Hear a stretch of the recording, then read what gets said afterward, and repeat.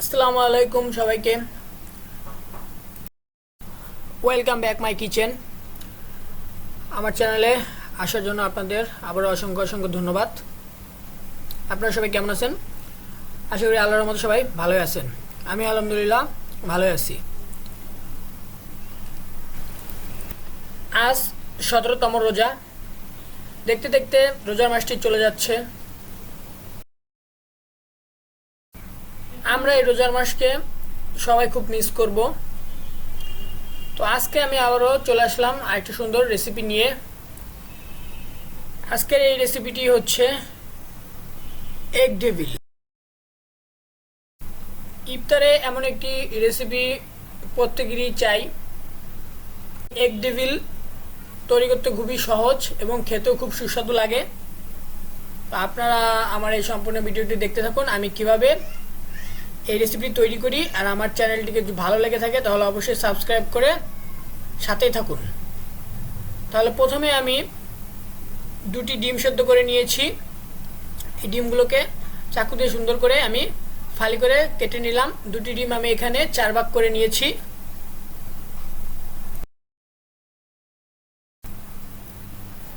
এরপর এখানে আমি যেহেতু ডিমের ডেভিল তৈরি করব, অর্থাৎ এগ ডেভিল তৈরি করব, আর এর জন্য আমি এখানে কিছু আলু সিদ্ধ করে নিয়েছি। আলুর সাথে আমি শুকনো মরিচটা তেলের মধ্যে ভেজে নিয়েছি, তার সঙ্গে পেঁয়াজ মরিচটাও হালকা করে ভেজে নিয়েছি। এখন আমি আলুর মধ্যে পেঁয়াজ মরিচগুলো দিয়ে দিলাম। এই এগ ডেভিল তৈরি করার জন্য আমি একটু স্বাদ বেশি বাড়াতে চাচ্ছি, আর এই জন্য আমি এখানে ম্যাজিক মশলা দিয়ে দিলাম। এই ম্যাজিক মশলাটি বাজারে সব জায়গাতেই কিনতে পাওয়া যায়, আপনারা কিনে ব্যবহার করতে পারেন। তারপর আমি মরিচগুলোকে সুন্দর করে হাত দিয়ে গুঁড়ো করে নিচ্ছি। এই মরিচগুলো যখন আপনারা গুঁড়ো করবেন তখন ভাজার সঙ্গে সঙ্গে গুঁড়ো করে নেওয়ার চেষ্টা করবেন, তা না হলে ঠান্ডা হয়ে গেলে এগুলো আর সুন্দর করে গুঁড়ো করা যাবে না। মরিচগুলো গুঁড়ো করা হয়ে গেলে পেঁয়াজের সঙ্গে আমি আলুগুলোকেও ভালোভাবে মেখে নিচ্ছি। সম্পূর্ণ আলুগুলোকে হাত দিয়ে সুন্দর করে একেবারে সম্পূর্ণ ফিনিশিং করে মেখে নিতে হবে, যাতে কোনো আলু আস্ত না থাকে।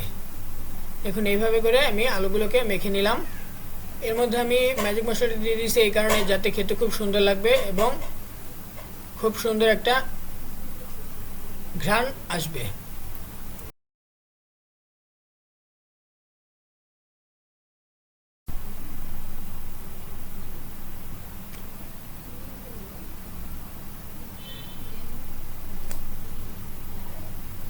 এখানে আমার সম্পূর্ণ আলুটা প্রায় মাখা শেষ হয়ে গেছে। দেখুন মাখা শেষ, এটা দেখতে আলু ভর্তার মধ্যেই লাগছে। তো এখন আমি এগ ডেভিল তৈরি করার জন্য দেখুন প্রথমেই কিছুটা আলু আমি নিয়ে নিয়েছি, তারপরে মাঝে সেই কেটে রাখা ডিমটা বসিয়ে দিলাম, আর উপর দিয়ে আবার আমি আলুগুলোকে চেপে চেপে দিয়ে দিচ্ছি।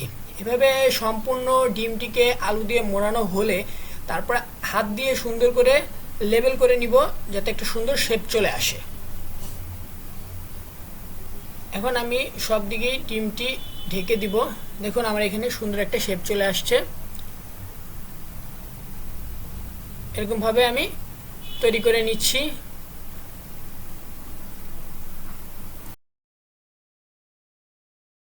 দেখুন আরও একবার দেখাচ্ছি। এখানে প্রথমেই কিছুটা পরিমাণ আলু হাতে নিয়ে চ্যাপটা করে তার উপরে ডিমটা বসিয়ে দিয়ে তার ডিমের উপরে আবারও সুন্দর করে আলুগুলো দিয়ে ডিমটা পরে ঢেকে দিতে হবে। তারপরে সুন্দর করে একটি শেপ তৈরি করে নিতে হবে। আর এখানে যখন আমি আলুগুলো ব্যবহার করছি আমার হাতে মাঝে সাথে লেগে যাচ্ছে আঠার কারণে আলুর, আর এজন্য আমি এখানে পাশে কিছুটা পরিমাণ পানি নিয়ে নিয়েছি। যখনই আমার হাতটা আঠার দিয়ে লেগে যাবে তখন আমি হালকা করে পানি দিয়ে হাতটা ভিজিয়ে নিব, তাহলে এই এগ ডেভিলের শেপটা করতে সুবিধা হবে এবং সুন্দর হবে।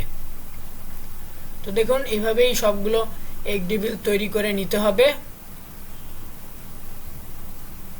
তো আমি এখানে সর্বমোট 4টি এগ ডেভিল তৈরি করছি, আপনারা আরও বেশিও তৈরি করতে পারেন।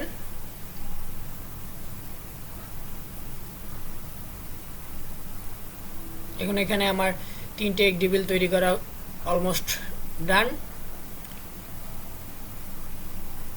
এখন আমি লাস্ট এক ডেবিলটি তৈরি করে নিচ্ছি। সেম একইভাবে আমি ডিম বসিয়ে দিলাম। তারপর ডিমের উপরে আবারও আলু দিয়ে সুন্দর করে ডিমটিকে ঢেকে নিচ্ছি। এরপর সুন্দর করে শেপ দিয়ে দিচ্ছি।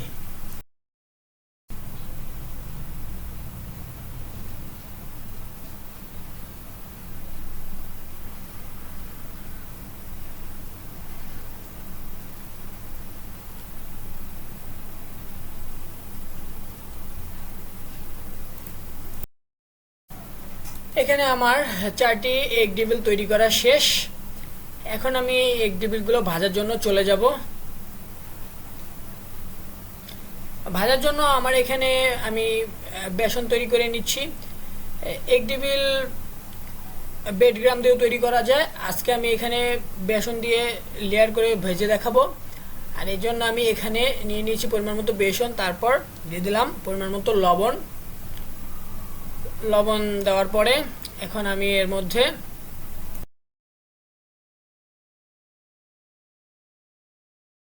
দিয়ে দিচ্ছি সামান্য পরিমাণে হলুদের গুঁড়া, তাহলে কালারটা খুব সুন্দর আসবে এবং দেখতে খুব ভালো লাগবে।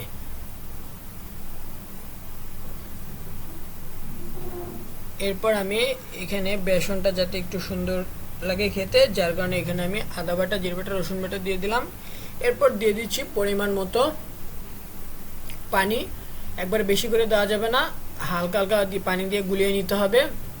দেখুন আমি এরকম ঘন করে গুলিয়ে নিয়েছি। এখানে আমি আরও একটু সামান্য পরিমাণ পানি দিয়ে দিলাম। এরকম বারবার হাত দিয়ে গুলিয়ে নিলে বেসনটা মিক্সড করা অনেক সুন্দর হবে।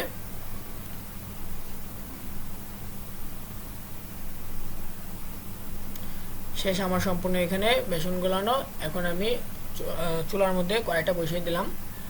দেখুন বেশ খানিকটা তেল দিয়ে দিলাম। এখন আমি এই এগ ডেভিলগুলোকে সুন্দর করে ভেজে নেব। প্রথমে দেখুন একটি এগ ডেভিলকে আমি বেসনের মধ্যে দিয়ে চারপাশে সমানভাবে বেসনটা জড়িয়ে তারপর তেলের মধ্যে দিয়ে দিলাম। তেলটা খানিকটা গরম হয়ে রয়েছে। দেখুন এভাবে আমার যখনই এগ ডেভিলের এক পিঠ ভাজা হয়ে যাবে, তারপর আমি এটি সুন্দর করে উল্টিয়ে দেব। দেখুন আমার এক পিঠ ভাজা হয়ে গেছে। এখন আমি এটি উল্টিয়ে দিলাম, হালকা কালার চলে আসছে। এখন আমি অপর পাশও সুন্দর করে ভেজে নিচ্ছি। এখানে আমি একটি একটি করে ভাজছি, এতে সুন্দর করে ভাজা যায়। দেখুন আমার কালারটা কতটা সুন্দর চলে আসছে। আমার একটি প্রথম এগ ডেভিলটি ভাজা হয়ে গেছে প্রায়। এখন আমি এটিকে ভাজা হলে উঠিয়ে নিব।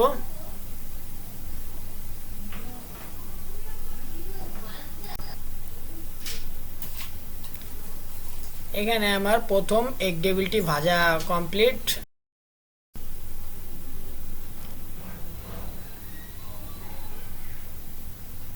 আমি এখন এটিকে তুলে নিচ্ছি। এরপর আমি আবারও একটি এগ ডেভিল এভাবে বেসনের সঙ্গে জড়িয়ে দিয়ে দিচ্ছি। দেখুন এখন তেলটা বেশ খানিকটা গরম, দিয়ে দেওয়ার সঙ্গে সঙ্গেই হয়ে যাচ্ছে। আমি উল্টে দিলাম।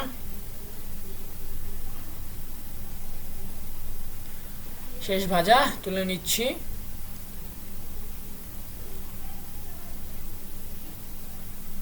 এরকম করে আমি সবগুলো এগ ডেভিল ভেজে নিব। এটা ভাজতে বেশি একটা সময় লাগবে না, কারণ ভিতরের সবই প্রায় কুক করা। তো উপরের অংশটুকু ভাজা হলেই এভাবে নামিয়ে নেওয়া যাবে। এরকম এগ ডেভিল খেতে খুবই সুস্বাদু হয়। এখানে আমার সবগুলো এগ ডেভিল ভাজা শেষ। দেখুন আমি নামিয়ে নিয়েছি, একটি কেটে আপনাদেরকে দেখালাম। দেখুন কতটা সুন্দর লাগছে দেখতে। উপর দিয়ে সুন্দর একটা ভাজা লেয়ার তৈরি হয়ে গেছে, আর লেয়ারটি খুবই মুচমুচে হয়েছে। আমি এরকম এগ ডেভিল ভাজা শেষে সবগুলো এগ ডেভিল টিস্যু দিয়ে রেখেছিলাম, যার কারণে এক্সট্রা তেলটা এখান থেকে সরে গেছে। এখন খেতে কোনো অসুবিধা হবে না।